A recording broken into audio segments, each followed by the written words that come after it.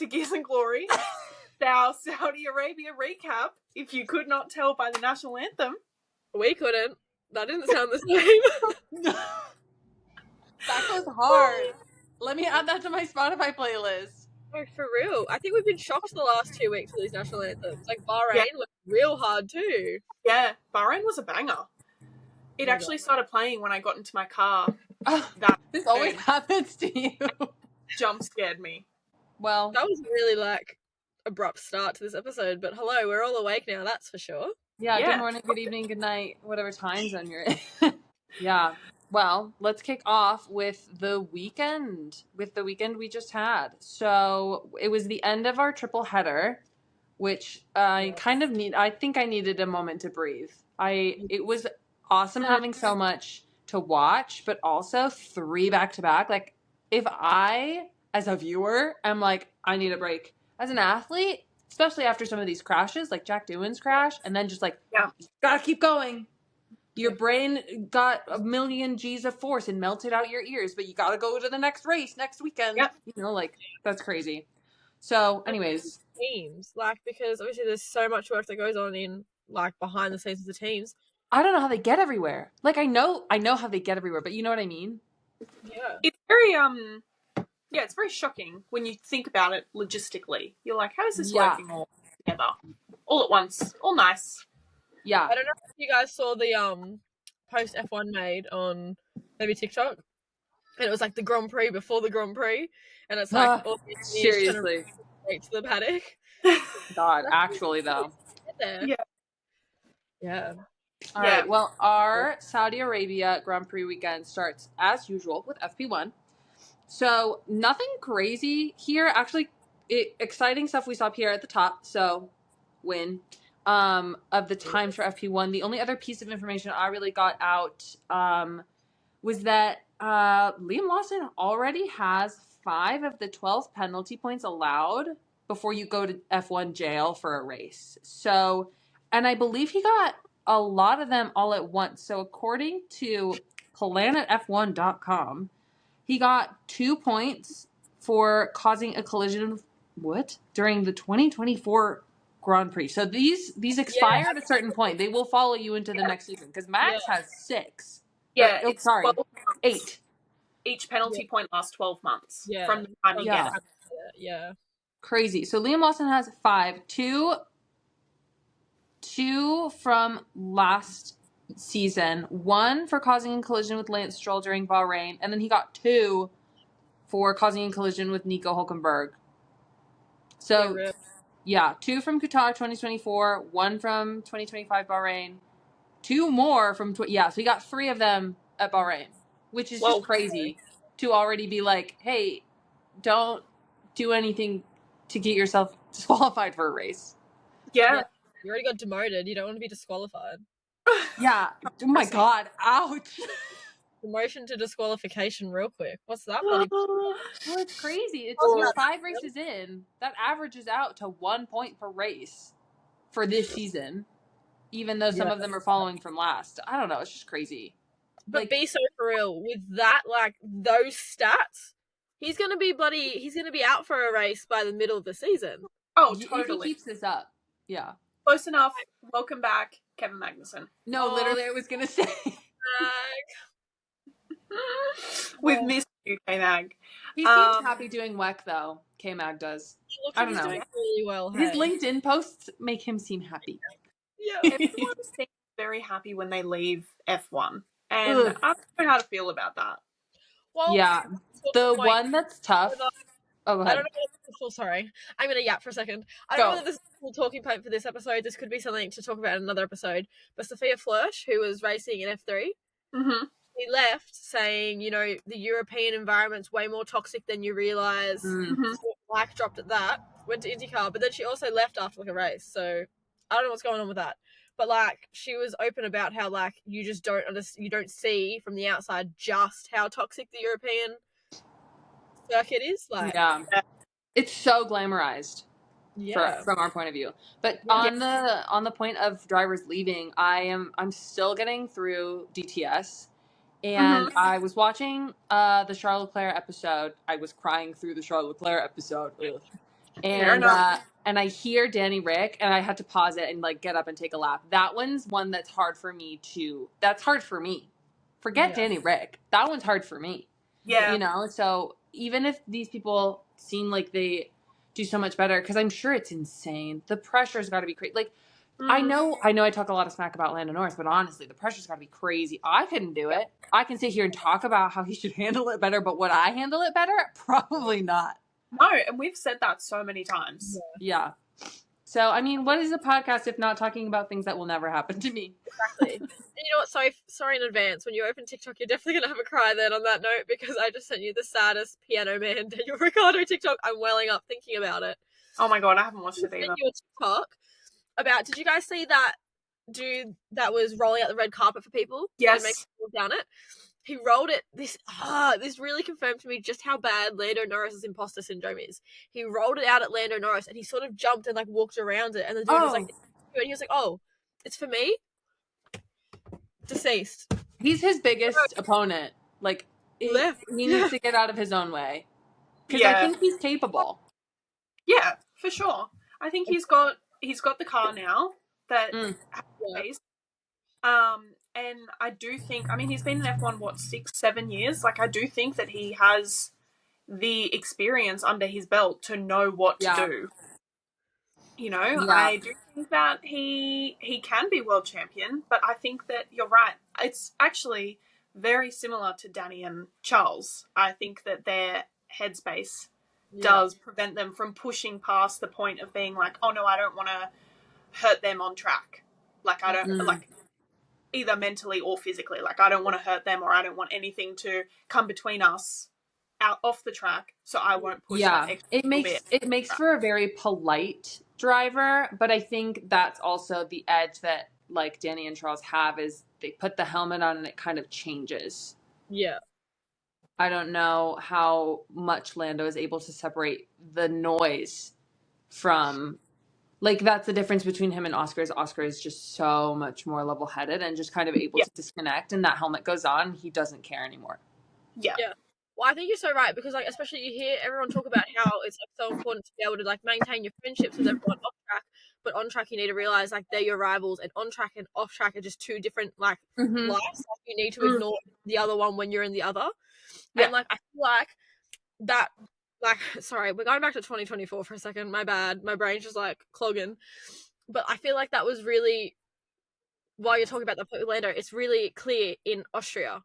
Max and Lando had that beef. Max was like, Max, it's on track, we're still buddies off track. And Lando was like, no, we're done. Like, cut off. Do you know what I mean? He has to apologize to me, or I won't respect him anymore. Yeah. So I think that's where Lando hasn't figured out the balance between keeping off track, and on track, and not merging them together. So and like, all these people are so young.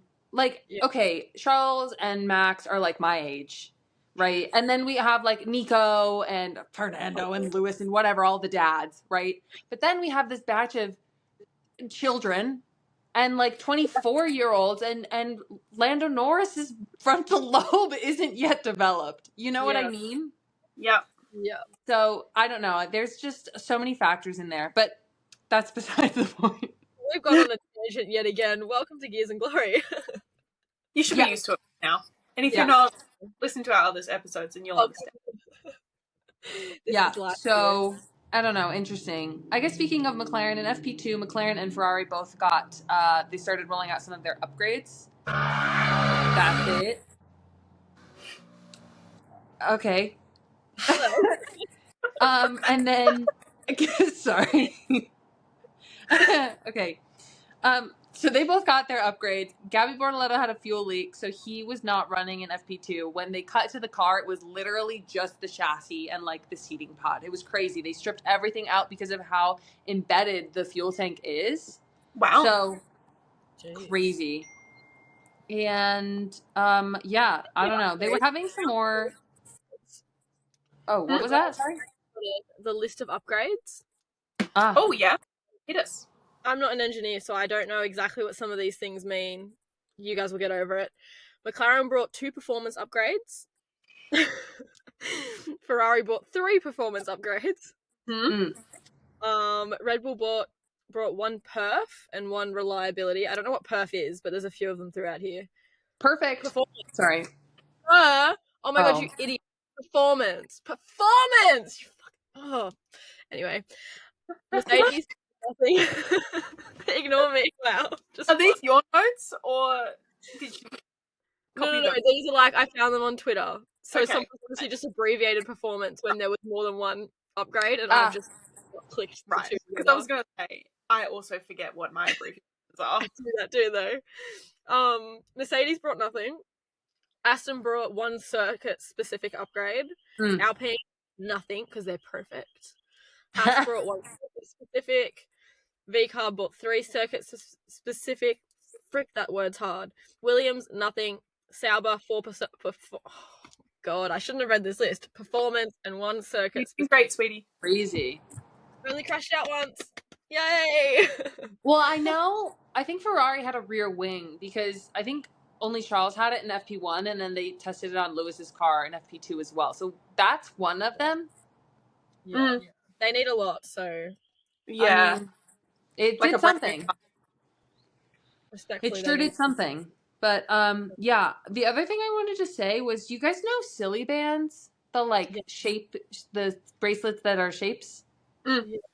I felt like this track looked like if you took one and stretched it.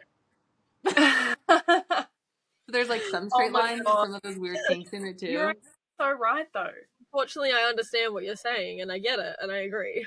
Yeah, that one was not so much an Australia thing, but a age thing. I don't know if I'm just old. Yeah. Unfortunately, I think we're all in that old enough bracket. Yeah. And then the only other, there were 2 other things in FP2 I wanted to talk about. The timing screen, it was crazy. So Charles was doing a soft run of a quali test pace, right? But on the left in the leaderboard of the tower timings, it said he was on mediums, but his little timer on the bottom of the screen said softs. And I was like, figure it out. Figure it out. I'm so tired of these freaking timing screens. Yeah. Get your shit together. Also, I don't want to know the distance to the leader. I only care about the interval for DRS. This is the last season we have DRS. Show me leader times next season when DRS is dead and gone. Yeah. But not now. But even still, I like to be able to oh, actually, no, never mind. Take that back, because that was dumb. Anyway. Actually, our last season with DRS was last year. Danny Rick's supremacy. Yeah, that hits a bit too hard, Brit. It's not even 11 a.m. Anyway, moving on. Yuki in the wall. Yeah. In FP2 as well. Not good. It was crazy because that's such a common. That's because there was the exact same crash, and they said it during F1 Academy qualifying. I believe I don't want to misspeak. I believe it was Leah Block, but I'll check myself on that. One of the drivers, she went and did the exact same, skipped right across the apex, and it just sent her right into the opposite wall. Because Block, I feel like I remember. It's an easy crash. It's so high stakes at Jeddah. Yeah, Jeddah's really it's a tricky track. It's a shoot, You've just got these walls, and it's so tight. Yeah, crazy. You know what? While we're on the F1 Academy track, I did a live article on race 2 of F1 Academy, and it actually it sunk in while I was writing it that yes, F1 Academy raced here last year, but over half the grid is fresh drivers. They've never raced here. Some of them being 16 years old. Do you know what I mean? Our 2 Aussies are 16. And how freaking scary trying to put in a fast lap around that track. No. That's high stake, high risk, high reward sort of track. One move, and we saw it with Lando, Yuki, Leah, so many people. Slight error, and you're done. Nearly either. Yeah, well, that's the perfect segue to take us to, FP3, whatever. J-Lo was there. That's cool. That's a perfect segue to take us to skip FP3 and go right to quali, where what's the biggest thing to talk about, if not the fact that Lando sent it into the wall? Yeah. Look, tough. Any other track, he would have had the room to recover. Catch himself, because he did catch himself. It wasn't like he span out of control, but it's just that the room that he had, because he had no runoff area, he actually couldn't keep it on the track because there was nowhere to go other than the wall. And like that's where it gets tricky, where I feel like Lando's his biggest hater sometimes. He crashes and they ask him, "Are you okay?" He goes, "Yeah, I'm okay." And then the immediate next thing that his brain tells him is that, and he says it out loud on the radio, these are his words, he calls himself a fucking idiot. Yeah. Which is so, like, I know I have said a lot of things about Lando on this podcast, but that's tough for your first thing to be like, not, oh, thank goodness I'm okay, I'm glad that wasn't worse, you know, we can come back from this. Is just, no, I suck. Yeah. I suck. That's tough. Question though, what made him go, yeah, that's my first thought, let me press the radio button and say it to somebody else? Yeah. Like, do you know what I mean? Like, I'm not saying obviously that wasn't his actual thought, but like, what made you think, yeah, we need to broadcast this? Yeah, like not just take the finger off of the radio button, which we'll get, because I think there's a lot that F1 does that's so interesting that we don't necessarily get in a ton of other sports. That is, right after you're done with your adrenaline coursing through your veins, you have not yet come down from that high. You're getting interviewed. You have to make a statement. You have to go talk to people about serious things. People are expecting you to be absolutely normal like you are when you haven't been hurtling around a track that's so high stakes at 200 kph, you know? And you have no time to just debrief, digest what happened. Calm down from that. You know, you just have to go do it. Yeah, which I want to talk about later. Yeah, totally. With that on the radio message, I think it's interesting too because F1 picks what radio messages are broadcast. So obviously a lot more chatter happens during the race than what is shown on the broadcast for every driver. So it's also interesting that F1 showed that part of the broadcast and not another part being like, yeah, I'm okay, or, you know, whatever followed after. The McLaren app, or maybe it's the F1 TV app, I don't know, but I see screenshots of it all the time. But you can see the radio message between McLaren drivers and the pit wall. And, you know, there would have been a lot more chatter than just Lando saying that. Will would have been on the radio asking if he was okay and everything else. So it's also interesting that that's the message that they decided to show. Yeah, well, they also, because, I mean, I interpret, he could have said shitting idiot. I don't know. I doubt he said that. But they bleeped it out, you know, obviously. But, like, that's still, like, that's a really good point to have chosen. Because a lot of times they won't even show the audio. It'll just be like the radio pop-up comes up and it'll say, oh, good, they're okay. Especially during yellow flags. So yeah, it's so, it hadn't even crossed my mind that, like, no, they made the decision to let everybody know that Lando thinks he himself is an idiot. And you know what's so funny? I have to bring this up while we're talking about, like, the radio messages and everything. But I don't know if you guys saw, and I mean, like, I have to preface again, this may not be true because, like, I don't have the access to actually listen to the full radio messages, like what he did. And they were saying that when Max said, well, that's beeping lovely, after the Oscar incident, apparently he just said, well, that's bloody lovely, and the FAA and F1 still bleeped him out. Like, what? Hello? They said nope. No speak, Max. Max, no speak. Like, why say more when less words do job? Yes. Why say more word when less word do trick? Like, what? Yep. Hello? Yep. So I think the FIA truly has it out for Max at this point. Well, Cornering him up. We'll definitely have to debrief the end of race and that whole piece, but let's get through the race first. So, obviously, another beautiful segue, a simply lovely segue, you could say it is, Lovely. to go through the start of the race. So, Max had a decent start, right? Oscar's start was almost half a second faster, I think. Yeah. It was crazy. It was quick. And that was a really fast lights out as well. Yeah. I was like, oh, yeah. It was I didn't have all 5 lit up and then they were gone. I was like, we started. 3 a.m. Liv didn't cope. I would give an organ to be the person to press the button to make the lights go out. Oh, what I would get. I would get too power hungry. Doing that or waving the checkered flag. No, the flag's hard. Did you see the video of Gunther Steiner absolutely just wrapping it up? Yes. But have you seen the video of Keanu Reeves doing it? I love Keanu Reeves. I haven't. What do you mean? Oh my god, I'll send it to you. Okay. But and then did you know Keanu Reeves has a band? Yes. Yeah. They're not very good. I saw them live. Yeah, I was gonna say, isn't this the one you're like always trying to see? Yeah, I saw them once. Yeah, they were fine. A bit of Soph lore. You're welcome, guys. This is like group chat lore that we're giving out right now. You're inside glory right now. Keep talking about. Yeah, so it wasn't F1. He didn't wave the flag at F1. It was some other series. I think it actually was NASCAR. Yes. But he was leaning over the barricade. Hang on. He was leaning we're getting a demonstration. Oh.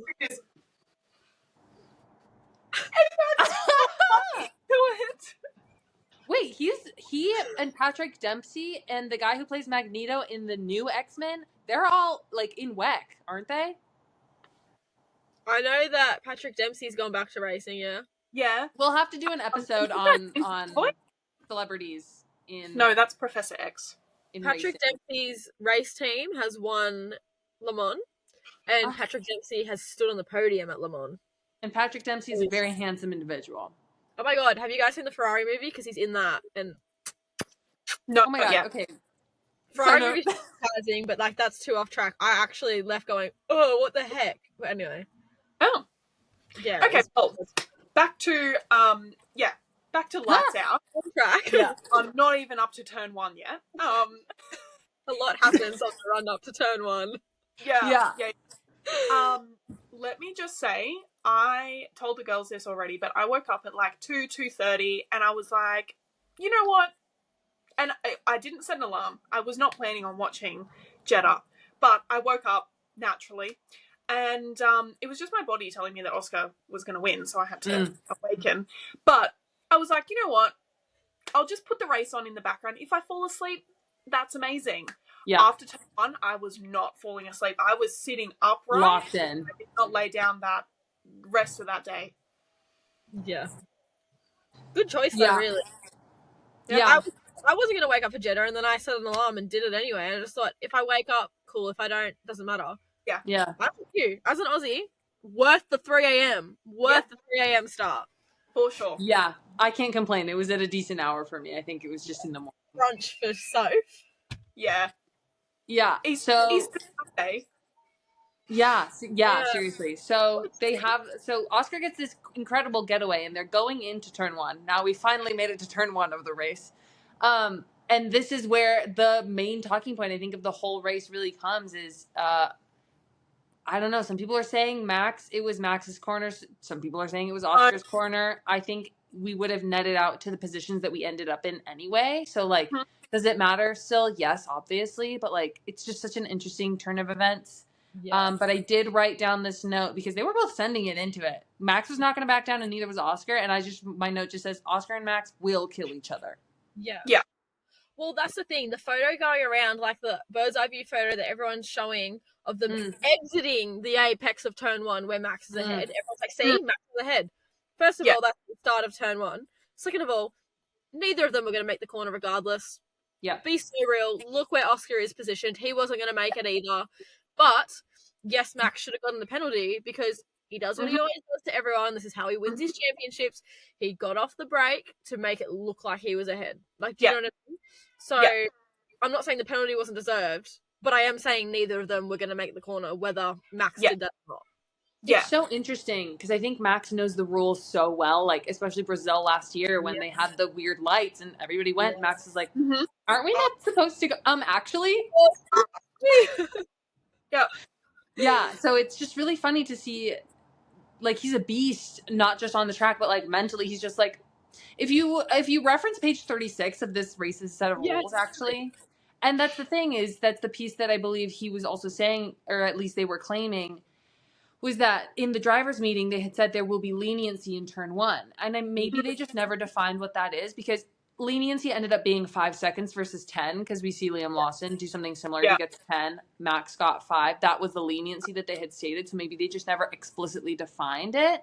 Yeah. Maybe Max thought he would get away scot-free instead of only with 5 seconds. So it's just a really interesting, like, I don't know if we see any other drivers or any other drivers are allowed to be in a position where they can show, like, no, I know this handbook front to back. I know the rules front to back, like the back of my hand. Like, I can use them to my advantage. So it's just so interesting where, like, everything is always so political and everything is so about the racecraft and about the battles on the track, but it's not necessarily about the mental, like, psychological battles almost that Max is, like, still fighting. Yeah.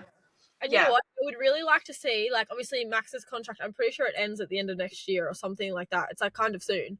I'd like to see him finish his contract. I'd like to see the GPDA or whatever they're called absolutely just, like, fight the FIA. And then I want to see Max retire from driving and just step into FIA president. Good luck, everybody else. He said, now. Yeah, good luck is right. Yeah, it's like that Lewis and Fernando press conference from back in the day, and he's like, maybe I'll become FIA boss, and Lewis is like, no, while I'm driving, mate, no thanks. Yeah. Everybody with Max. Yeah. Did you see it? I think that could be entertaining. Can you imagine?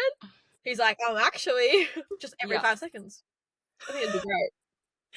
Oh, could you put a photo on the radio to Max? No, Max, no. He changes the rules so that the screens on the steering wheel just show his face every time they do something wrong, and he's like, actually, just in like their little screen. Could you imagine? How traumatizing would that be? Oh my god. Oh, that would be hilarious. Could you imagine? Wow. And then I guess also in lap 1, I forgot. Not long after this, we had Yuki and Pierre, you know, bestie boos. They collided. Very unfortunate wake up for Liv. Yeah, I think I literally sent a video of me bawling my eyes out. Yeah. You were on the verge of tears. Yeah, I was like, it was really, and no one will ever see that video. That will never see the light of day again. It was 3 a.m. I was tired, and that was just the final straw. Yeah, tough. Lap 1, and I was go back to bed.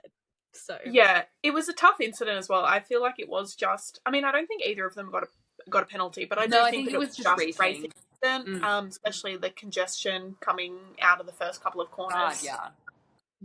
It just seemed super tight and quite unavoidable, to be honest.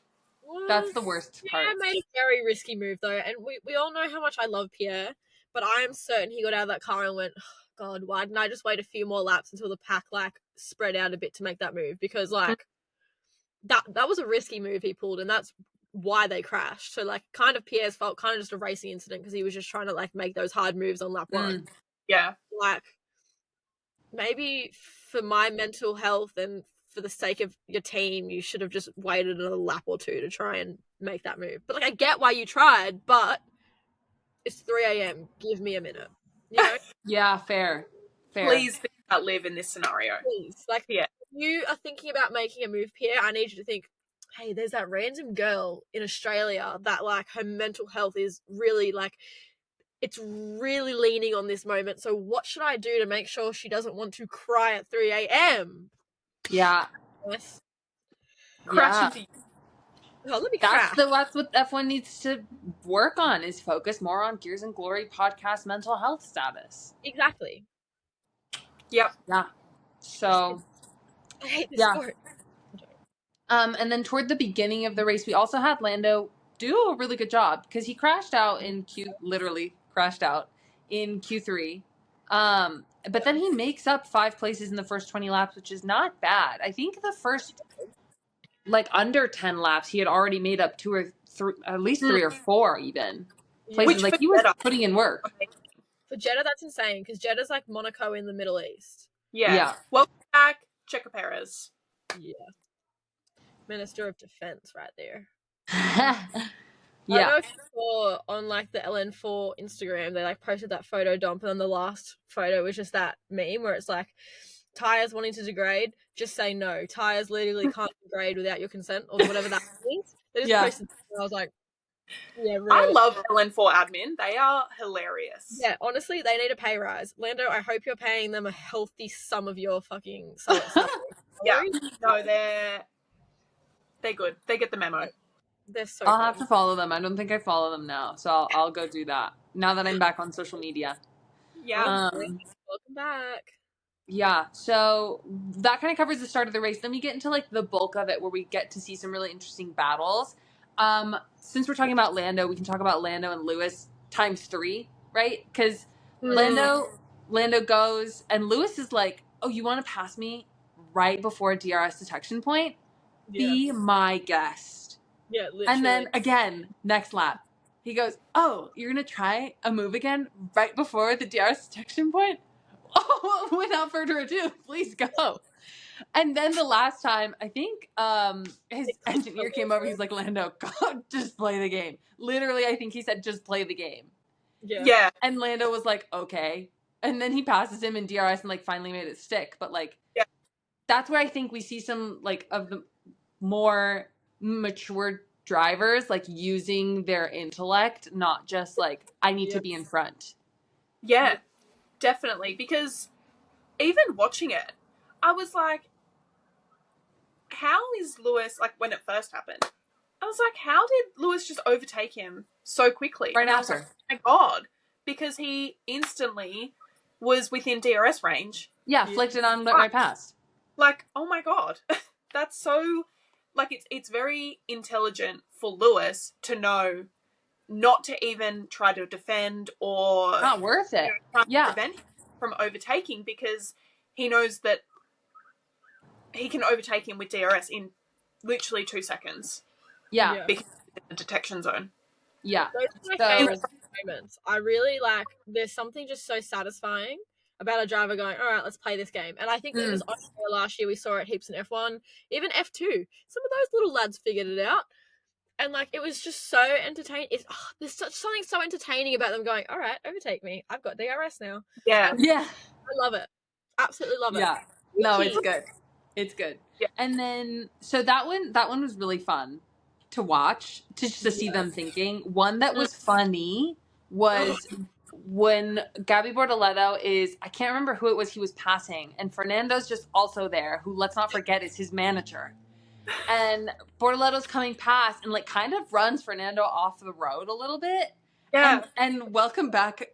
This is a series where we're welcoming back old drivers. Welcome back, Kimi Räikkönen, because Fernando goes on the radio and he goes, "Wow, like he didn't see me, I didn't see him, he didn't know where I was." And I was like, my ears perked up. I was like, Kimi Räikkönen? Yeah. And not only did the broadcast type it out as BWOAH, so we know that that's what he said, but also Fernando giggled at that. Yeah. Can you imagine if it was anyone else other than his son? He would have been like, oh my God, reckless, putting me in the wall. But because he's a little child, he's like, oh, that was close. Yeah, he's like, we're gonna on the plane ride home or something like that. I can't remember exactly what he was, but he was like, we're gonna have a chat on the plane ride home. That's so funny. I can just imagine him being like, as he drove past him, Gabby, didn't I not teach you better? No. Seriously. Yeah, no, absolutely loved that. That was highlight. Absolutely highlight. And it was quite entertaining because Mum was on the watching the race with me and she just kept falling asleep on the couch.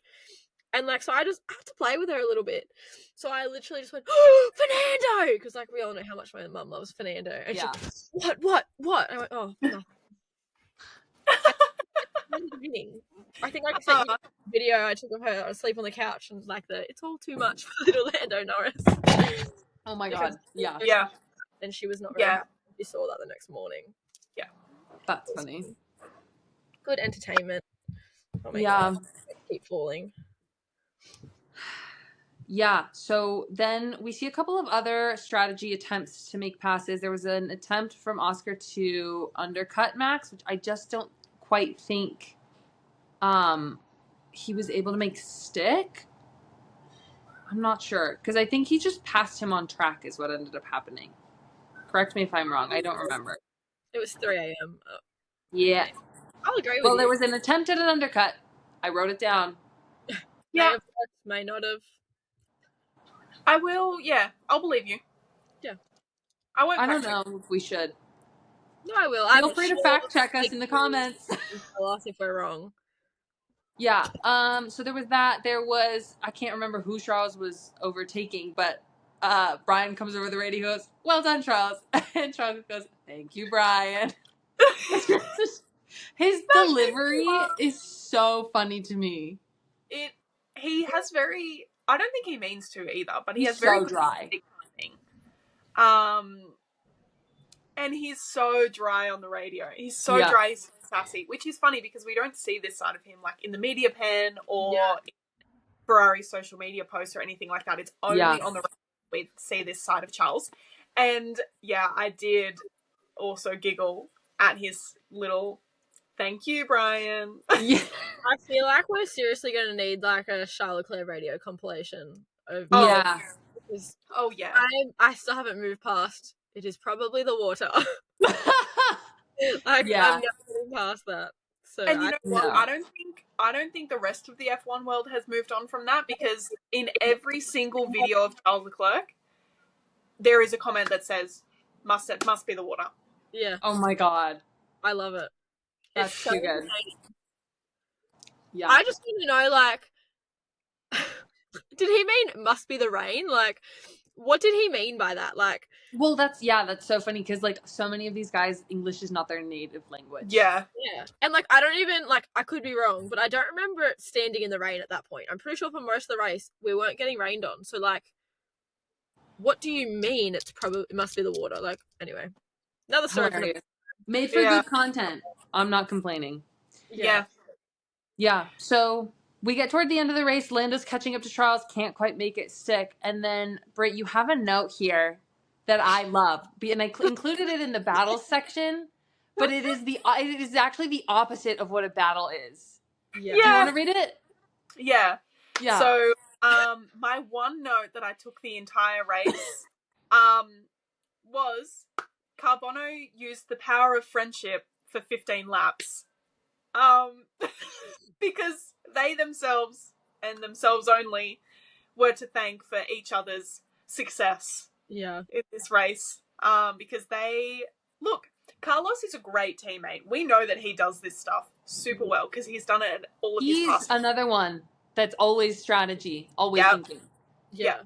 So thank you, Carlos. But they worked together and they had each other's backs for 15 laps to fend off everyone that was behind them and get the points that they did. I don't actually know how many points they got in Jeddah. Were they 9 and 10? 9? I'm not sure. Backwards. I think they were fending off Ollie for most of the race. Yeah. I'm going to say they got 3 points combined. But Yeah. But good on them. Yeah, honestly. Seriously. They are performing really well this year. It's the best start in, like, I think 8 and 9. Sorry, just checked. 8 and 9. 5 points. Claps. Our friendship did them well. Claps for the Willy boys. Yeah, Williams is 5th in the championship standings, right below Ferrari.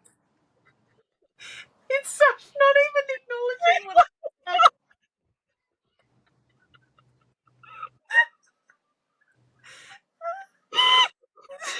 Soph, did you hear what I said? Oh, I've missed it entirely. I'm crying. My mascara's gonna run. I said claps for the Willy boys.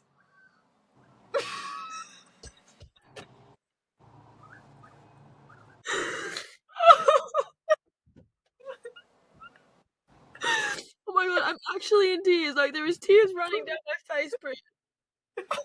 I can't believe I missed it. I was so confused why you were just blankly staring. It was the Carlos Sainz moment, I must say. Yeah, literally. Oh my god. Oh, that's so funny. Oh my god. I'm really hoping everyone watching this found that as funny as we did, because I've now got mascara everywhere, but that's okay. Yeah. Oh my god. What were we even talking about? Doesn't matter. We're moving now. No. Yeah. Let's see. I took notes on penalties, but we kind of covered Max's penalty versus Liam's 5 versus 10 seconds, etc. Yeah. So I really want to talk about post-race. So far, Oscar is the only driver who has won multiple races this season. Yeah. Only one. Great. Woo! So, and he took the lead of the championship since Mac Webber was the last last Australian driver to lead the championship, I believe. So, exciting days. Brit, how are you doing that? Is that a new one? No. I think we did this last time. Okay, well, I don't have my iPad, so I'm missing out yet again. So that's just fantastic. Oh my god! Doesn't want to do it for me. Can we talk about how cute it was when the broadcast switched to Mark Webber taking a video of Oscar on the podium? Yeah. That's one proud father. Oh, little baby. Father and son for real. Yeah. Even more special that he was the last Aussie to lead the championship. Yeah, literally. That was just like that one moment meant so much, and like there's so much to unpack from that one moment. Even like, oh, it's beautiful, poetic. Yeah, poetic is the word for it. Yeah, I'm glad that Mark was actually there because I know there's a few races that he didn't go to last season, so I'm glad that he was here. He's gonna have to go to every race from here on out. He's about to see his boy win a championship. Yeah, on wood. Manifesting. So that's the fun, happy part of the end of the race. I want to talk about the grungy, gritty part. So this is where I want to talk about, like, I mentioned that, like, F1 is one of the few sports I think that I've seen where, like, you get out of immediately doing the sport and then right into interviews, right into public appearances, right into being normal and being recorded and being broadcast, right? Like, cool down room, post-race interviews, like David Coulthard just there with a microphone, like, and then what did you think about this? And they're like, I don't know what happened during the race. What do you mean? Yeah. If that was me, I'm the type of person where when I take exams and stuff, I black out. People are like, oh, what did you get on this question? I'm like, you remember what happened in there? Yeah. Literally. I don't remember. I would get out of the car and I would be like, that was so fun. How did it go? Does anybody know? I would need to watch the race again before I could speak on anything. I would have literally no clue. Truly. Yeah. I don't know how they get out and then they talk about things. But what happened is MBS is just like randomly everywhere all the time now. And so apparently, and I was looking this up, according to racingnews365.com, this is kind of the source that I got it. Apparently, MBS had spoken to Max right after the race and kind of said, like, listen, we know you're upset with the penalty. Keep it to yourself. Which is such an interesting thing to say because I also watch a lot of soccer and you see these guys gesturing and talking to the ref and pleading their case and they get to do that. And like, no, they're not mic'd up. We don't hear what they say. But there's only so much of this someone can do before you realize they're talking to the ref and asking for either something to be a penalty or they're going like this, asking for something to not be a penalty. Yeah. It's just body language. So yes, there's no words, but it's so interesting that MBS was like, once again, Max, shut up. Keep it to yourself. Yeah. But then like, and I do think Max threw a little bit of a fit after this race, which understandable. Again, you've just done all of this racing. He's a petty king. Yeah. David Coulthard is like, hello, here's your first interview question. And he goes, I'm going to keep it short. Yeah. And then he says basically nothing and then literally walks away. Yeah. And David Coulthard is like, okay, Charles. And Charles is like, what? Yeah. He was so quick that Charles wasn't ready. Yeah. He was just sitting having a drink and he was like, oh, and had to jump off his little P3 box. Yeah. Yeah. It was cute though. Right after the race, they like all get out of their cars, take off their helmets, and then Max like shakes Oscar's hand, and then is immediately like, Charles, my old buddy, old pal. Yeah. He like needed like a safe space. We got Max explaining again. Yeah. What I do love about MBS silencing Verstappen, sure, you silenced him. Yeah, you did. You did not silence Daddy Horner. And he came out with it printed out. And although he was wrong, He spoke his truth to those journalists. And I was actually just like, I just did a deep dive on this because I just wrote an article about it. Shameless self-promo. If you follow our Instagram, you've seen I've just announced a publication. Yes, she has. Anyway, I wrote an article on this because Horner made it seem so hard that they were going to fight this penalty. You know, they were like, he was like, you know, we're going to fight it. Uh-huh. And then I read in another interview he did, he stated, you know, there's no point trying to fight it. Like, we could do a right to review, but, you know, as far as FIA is concerned, it's a slam dunk. They don't care. They're not going to change their mind no matter what. But, like, we will provide them with, like, footage and evidence that they didn't have at the time, but I don't think anything will happen. So he so quickly lost confidence that anything was going to happen. Mm. Did he realise that maybe Max was wrong? Like, I don't know. But Daddy Horner came in clutch for Maxi Taxi and tried to fight it for him. He cannot be silenced. He took a page out of Toto's book. Yeah. Printed it out. He listened this time. He printed it out. Maybe he should have listened to Checo. He didn't. But he'll listen to Max. Yeah. Golden boy. Thank you, Nick. Speaking of Charles back on the podium, can we talk about the cameraman, please? Yes. Because I was giggling watching the broadcast as it was. You know, that was a very funny moment. He was very close. Yeah. This has put into perspective, though, the cameras that they use for the drivers versus on track, because I genuinely thought that these cameras just zoomed in really, really far, and the cameramen were like kind of on the barriers. Yes. You know, or at least like walking around. No, they are lenses bigger than Charles's head, this far from his face as he's drinking water. Yeah. I'm so glad you found it funny as funny as we did. How did he not spit his water up? I know. He did that one for us. That cameraman did one for the girls this time. Two more things with that cameraman. Charles obviously gave like a little wink or a smirk or something, which we saw on the broadcast. You see the cameraman give a little smirk back. He's just for the girls. He thought it was him. Yeah, he's for the girls. And can we talk about the stance that this cameraman had on him? Because it was like a... Yeah. Yeah. Let me add it. Oh my god. It was something else. He was committed. Those faces and like committing to this piece is like, you know, when you see on TikTok people being like, oh, they're posting this video posing like knowing they're going to get edited into like a fan edit. Yes. He stuck by that because he was like, someone's going to listen to the edit and I'm going to look so good. It's going to come up on my For You page and I'm just going to be like, yeah, I did that. He knew it was You're so right. And whether there's been an edit of it, I don't know. I haven't found it yet. But like, I'm sure there will be. There have been many already. Okay, there you go. Yeah. I knew it would happen. Yeah. You have to. Yeah. Are you okay?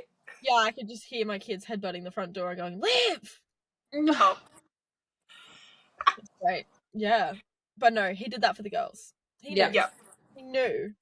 Both of them knew what they were doing. Yeah. Yeah. Charles's post-race interview, David Coulthard was a bit cheeky. Yeah, that's a great word. Assumed that Charles was a lot happier with his P3 than Max was with his P2, which is a fair assumption as well. First podium of the season. How can you not be sad? Huge. How can you not be happy? Yeah. Literally. You finally made it, brother. Yeah, but then it's so interesting. Like, I think last week we talked about Lando saying, like, that video of Lando going around, but this is a perfect example of Charles kind of like the blueprint of what to do in that situation of, you know, we could have given it more. This is just where the car was this weekend, or this is just where my performance was this weekend, you know, like the script is written. Yeah. It's fair to everyone. And it's also asking for more because you should always want more as a driver. Yeah. Yeah. Yeah. I think, Charles acknowledges his effort and his hard work. He's like, this is all I had to give today. Yeah. Yeah. Or this is all we could get out of the car. And I love that he says we, too. Like, it's, like, yes, it's the drivers, but it's also everyone else, too. Yeah, totally. I don't know. Charles Leclerc, 10 out of 10, does everything right, can never do anything wrong. Yeah. I don't know. I love him, but I hate him because, like, obviously, when something goes right, he's like, this was a team effort. We did good. Even if it was just him doing good, it's we did good. We did good. I love that, Charles. I love it. But, you know, if something goes wrong with the car and he DNFs, it's my fault. Like, do you know what I mean? He takes that, like, not, we messed up. I messed up. I'll try again next week. Yeah. Very, like, backwards in that sense. But, like, I think it's an admirable thing to do because you're not being like, my team sucks, even though sometimes I may think that. He's like, you know, this was me. And, like, it's admirable, but also sometimes it crosses into that, like, annoying Lando sort of interview realm where I'm like, Charles, cut it out. This is, like, you know, your engineers double stacked you in Monaco. That's not you. That's them. Yeah. Stop thinking that. Yeah. You know what I mean? So it almost sometimes crosses into that, like, Lando type of interview. But for the most part, yeah. Like, Showboy. He's like, he's good. Sideline. He's a template. Very media trained. Yeah. That's what I was going to say is I feel like there's also a difference there in their media training because we know that Ferrari is so loyal, they're team heavy, they're Tifosi focused. You know, everything is a brand centric. Yes. You know, mindset for everything that they do. It's completely brand centric. So it would make sense that they also train him in a way to say it's always a team effort. Everyone is always, you know, has a part to play sort of thing. So I feel like that we'll never know, but that might also be a reason. Yeah. I mean, speaking of media training, I don't know if you've seen the recent things with like Antonelli and Behrman. Somebody wants to snatch them away for some hefty media training. Please put him in. Openly admitting to crimes on the podcast and interviews. No, they're not. In camp. So, I can't remember what podcast it is. So sorry. Maybe the Fast and the Curious or something. It is. Yeah, it is. And Antonelli has spoken about how, you know, last year when we were at Prema, we used to, like, steal our trainer's credit card and just buy random things and ship them to his house and return it without him ever knowing. And then they've openly, like, they spoke to Ollie about it, openly admitted to doing it again. Ollie's just confessing to more crimes and, like, just making it worse for himself. Yeah. Somebody needs to snatch them away for, like, a weekend of, like, a media training retreat or something. Good thing we have a weekend off. They better be working on that. Personally, from a spectator's view, keep going. I'm loving this. Agree. I love it. From, like, a sponsor and stakeholders point of view, probably not ideal to be, you know, crimes. And it's quite ironic because said trainer has actually gone over to Gabby Bortoletto this year. So I think he finally caught on and got sick of their shit. Now Gabby Bortoletto's trainer. And Ollie at one point was like, yeah, I might call up Gabby and, like, give him some tips on how to, like, wind him up and steal his credit card. So that was why. Yeah, I think his newest one, I actually think this was from, like, this year, like his F1 trainer maybe. Okay. But he said that he stole, I think it was at Australia maybe, stole his trainer's ID pass. So that he could leave the paddock because he couldn't then get back in. Like, he couldn't scan himself in and out. So he was like, we just kind of, like, stole it for the day so that he was, like, stuck in the paddock and couldn't really go anywhere. And then we get back at the end of the day. Well, like, that's the thing. Like, they're 18-year-old boys. They are going to get up to antics. Like, and I think they should. It's not fair to them that they can't go break the rules a little bit because the whole world is watching. Yeah. Like, I mean, no, don't steal a credit card. But, like, it's the funny, too. It's a harmless prank. The credit card, maybe a little more, you know, criminal-based. I feel like that, like, pranky nature as well comes down to the fact that they were both in Prema, because, like, I don't know if you've ever watched, like, Prema YouTube videos. Oh, yeah. If you watch, like, I think it's, like, Truth or Dare, and it's back when, like, Paul Aaron and, like, Arthur Leclerc, they're just the funniest, like, harmless little, like, pranks and jokes, and, like, it's so entertaining. Like, Prema has so much fun, and I feel like these boys are just trying to bring that into F1. Like, it's such a serious sport, and, like, by right, but it needs a little bit of fun. Look at all these oldies who are depressed and serious and, like, P2, I suck. Like, do you know what I mean? Yeah. We need this Prema bit of fun life. So, well, it's so interesting that you say that because we have recently, like, I feel like the FIA has got cracked down on so much in the past handful of years. But I saw a clip from young Pierre, like Charles Leclerc in, gosh, what was it? Before it was Stake, Alfa Romeo. Yeah. Alfa Romeo, and it's that era, like young, like the video quality is still bad. Yes. And they're all they are like playing Britney Spears in the background, and they're all saying like, "It's Nico, bitch. It's Pierre, bitch." And then like Fernando Alonso at the end going, "Hit me, baby, one more time," or something. Like they're doing like a Britney moment. And like that used to be the content that F1 would produce. And now the FIA is like, if it's not absolutely sterilized and like steam cleaned and heat treated and pasteurized and ultra pasteurized, then we can't post it or can't broadcast it. Like there's been maybe a loss in the fun of it. Yeah.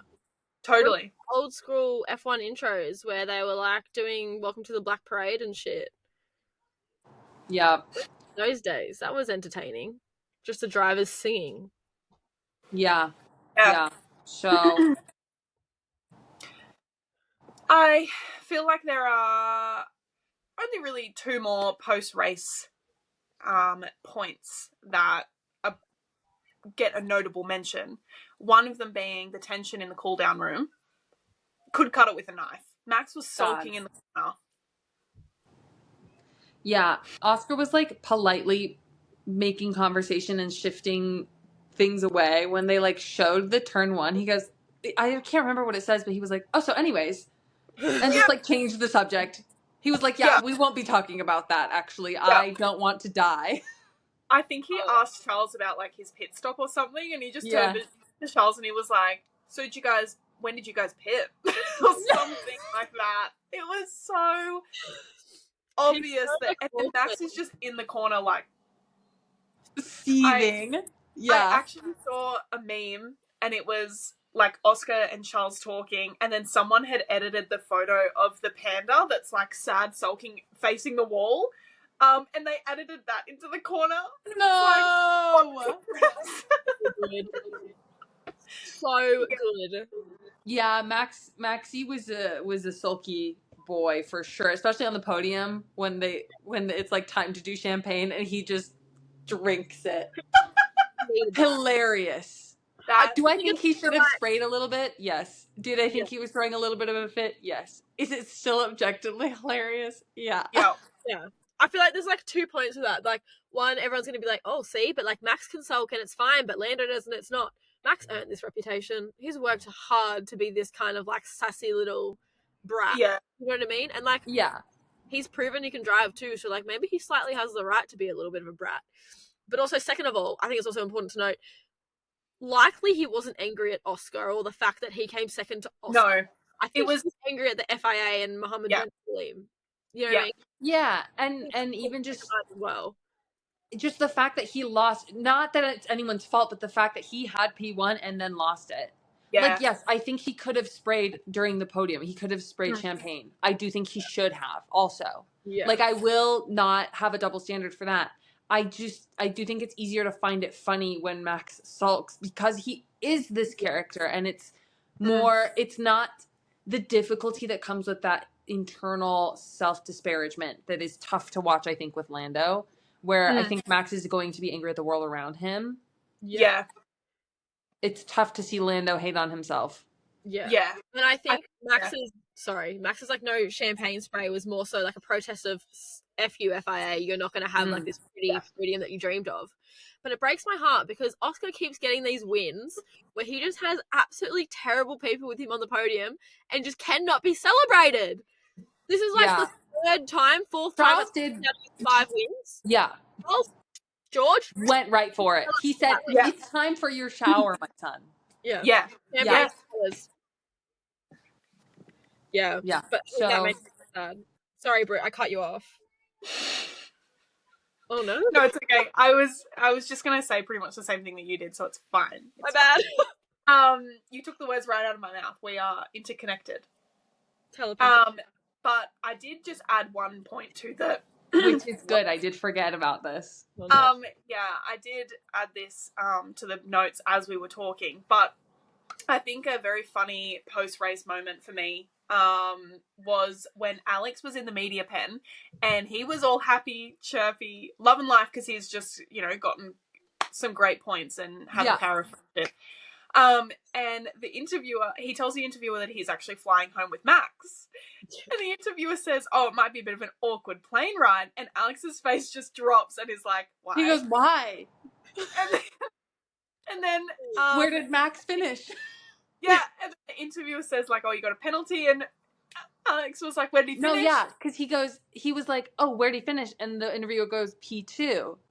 And Alex, his face drops, he goes, "How'd he lose it?" Yeah. And he's like rubbing like the sweat off him and he's like, "How'd he lose it?" Yeah. And then he says like a penalty or something and he's like, Yeah, he's like, "I'm gonna be sleeping through that flight, actually. Yeah. I will be unconscious." Yeah. I think if anyone could like cheer up Max Verstappen or bring him out of his mood, it's gotta be Alex Albon. Like, that man's, I love him. I want to meet Alex so bad. Yeah, right? A little sweetie. Oh my god, did you see his cat died? The one that had cancer. It finally died, the poor darling. Oh. They're all on FaceTime to the cat when it died, though, so I think that's really cute. Yeah, that's nice. That's really sweet. Oh, devastating. So sad. I did not know. No, I saw it. Lucky Albon, we're so sorry about your cat. Yes. Sending lots of love from the G&G girls. Yeah.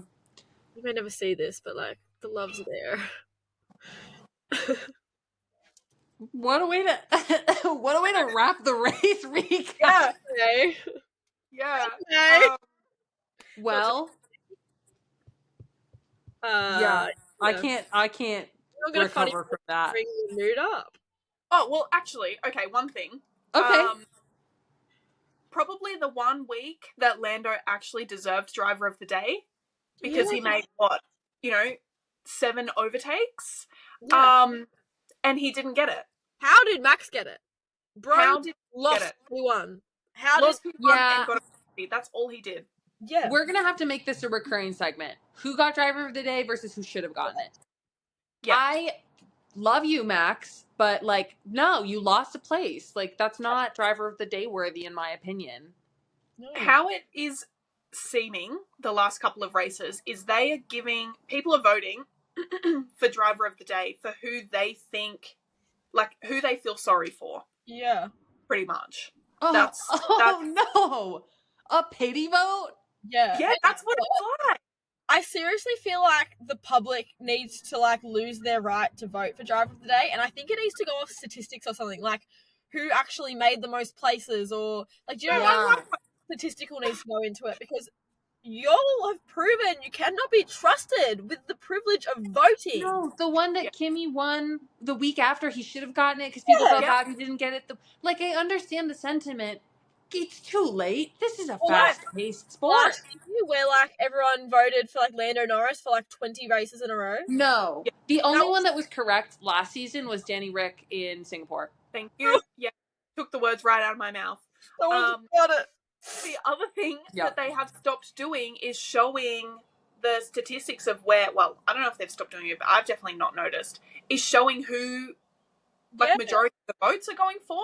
You all of a sudden get driver of the day. I haven't seen it at all this season. Yeah. Because normally they say, like, 3 laps till voting closes, and then it shows the top 3 for who has majority votes, and it would be like Max, Lando, Charles. Yeah. They're not showing that anymore. No. Yeah, I haven't noticed it either. It's just all of a sudden like, this is who won. Yeah. I hate it because I have to vote.